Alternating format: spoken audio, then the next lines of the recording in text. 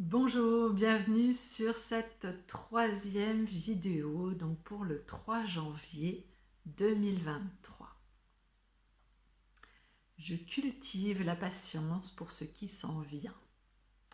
Quand on commence à faire un travail de conscience, de mise en lumière sur des fonctionnements qu'on peut avoir, ce qui se passe, c'est que on voudrait bien avoir les résultats tout de suite.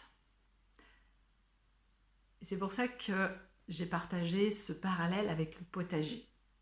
Parce que quand on sème des graines, il faut attendre avant que ça pousse, avant qu'il y ait des résultats.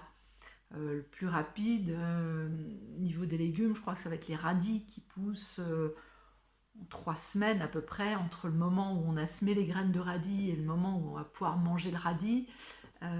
Il va passer 3-4 semaines. Et quand on fait un travail sur soi, quand on fait un travail de conscience où on apprend à semer des graines de bonheur, de bienveillance, de joie, ça va mettre un petit temps avant d'avoir les premiers résultats. Des fois, ça va être plus ou moins rapide. Des fois, on va même avoir des résultats très rapides, au bout de, même des fois juste dans la journée, tout simplement parce que l'action que l'on va faire a une incidence immédiate.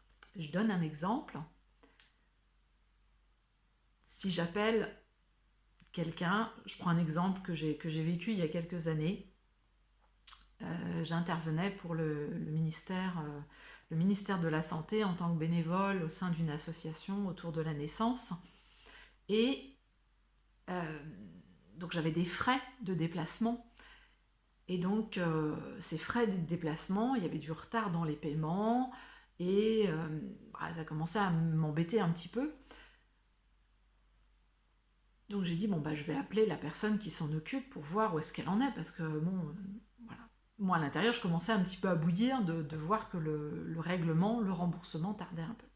Et là, j'ai pris le temps justement de me poser une grande inspiration, grande expiration. Ok, attention, je suis un peu énervée, donc je ne vais pas l'appeler en étant énervée, parce que dans ce cas-là, ça ne va pas bien se passer. Donc j'ai pris le temps de me calmer, et puis j'ai appelé la personne, et j'ai semé des graines de bienveillance, d'amour, de compréhension, en expliquant à la personne, en me présentant, voilà, bonjour, je suis Marie-Christine Eustache, je vous ai envoyé une note de frais, je fais partie de tel groupe de travail, parce qu'il y a énormément de groupes de travail au ministère, c'est un truc incroyable. J'ai envoyé une note de frais il y a à peu près un mois, et pour l'instant, j'ai toujours pas le remboursement. Alors je comprends bien que vous avez énormément de dossiers, que ça doit être super compliqué pour vous de gérer, parce que rien que dans ce groupe-là, on est une trentaine, donc c'est... Et puis on a des réunions tous les mois. Maintenant, est-ce que vous pouvez me dire où est-ce qu'en est le traitement de mon remboursement, et savoir quand est-ce que je vais être, quand est-ce que je vais être remboursée. Et le fait que j'exprime de la compréhension vis-à-vis de la personne, que je lui dise, voilà, je comprends que ça puisse être compliqué pour vous de gérer tous ces dossiers, etc. Eh bien, je me suis mise à son niveau. J'ai dit, c'est ok.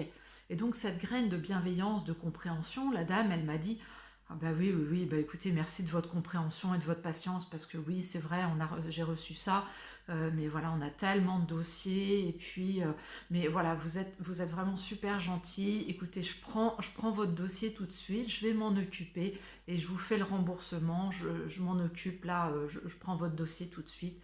Et donc, voilà, 2-3 jours après, j'avais le remboursement sur mon compte. Donc, c'est un exemple où la patience, de cette bienveillance, j'ai pas eu à patienter très très longtemps en fait, parce que j'ai semé les graines et aussitôt j'ai eu un résultat. Donc là, la patience, n'a pas besoin de patienter bien longtemps. J'avais fait preuve de patience avant, parce que je l'avais appelé seulement au bout d'un mois après envoyer mon dossier, et pas au bout de 24 heures, parce que ça peut être un peu court pour lui laisser le temps de se retourner. Donc j'ai pu récolter aussitôt. Et un autre exemple que je souhaitais partager sur cette histoire de patience, cet été, avec mon chéri, on a fait une balade en moto, enfin un grand périple en moto. Et sur le retour, sur les derniers jours, mon chéri me dit « Ah, je t'emmène en croisière ». Alors la croisière, c'était juste traverser la Gironde, donc au nord de Bordeaux, pour aller rejoindre La Rochelle. Et donc il y a un bateau en fait qui fait l'aller-retour, où il y a 2 bateaux même qui se croisent, je sais plus, bref. La croisière dure pas longtemps, hein, ça dure quoi, 10-15 minutes. Bon, il y a plus de temps à monter sur le bateau et à s'installer qu'à vraiment traverser. Et quand on est arrivé pour cette traversée, on est arrivé, et là les infos qu'on avait, c'était que il fallait patienter une quarantaine de minutes, parce que là le bateau, il était plein, et il est parti juste sous notre nez. La première option que j'aurais eue il y a quelques années de ça, c'est de dire « Oh zut, là-bas, va falloir attendre, machin, surtout que c'était l'heure à peu près du déjeuner, j'ai faim, etc. » Bon. Et là, non, je ne l'ai pas du tout pris de la même façon. J'ai dit à mon chéri « Bon, écoute, on a 40 minutes à attendre, on sort les affaires pour pique-niquer, on sort le casse-croûte pour pique-niquer, on s'installe un petit coin à l'ombre, et puis voilà, on va avoir le temps de manger tranquillement, le temps que le bateau arrive. » Et le fait de lâcher prise sur cette histoire de temps, de ne pas être dans l'attente que le bateau arrive, d'être pressé, et en fait le bateau il est arrivé même pas 10 minutes après que j'ai sorti le pique-nique, donc ce qui fait que moi j'ai commencé à manger, mais comme mon chéri c'est lui qui manœuvrait la moto, il m'a dit attends, remballe, et puis voilà, donc j'ai remis ses affaires dans la moto, moi je suis montée à pied sur le bateau, je me suis installée, j'ai commencé à manger un peu, et puis il m'a rejoint après. Et donc cette expérience-là, je l'ai vécue plein de fois, sur le fait de lâcher prise sur quelque chose qui doit arriver, que ce soit un colis que j'ai commandé, que ce soit un rendez-vous, que ce soit plein de choses, où justement, alors qu'à la base je suis quand même quelqu'un de très impatient, j'aime bien quand les choses arrivent vite, eh bien j'ai appris à lâcher prise sur ce délai, sur ce temps. Et finalement, ce qui se passe, c'est que ça arrive plus vite que prévu. Voilà. Donc, j'invite chacun et chacune qui regarde cette vidéo à cultiver la patience et à voir comment ça match. Et puis, on en parle justement dans le groupe Facebook.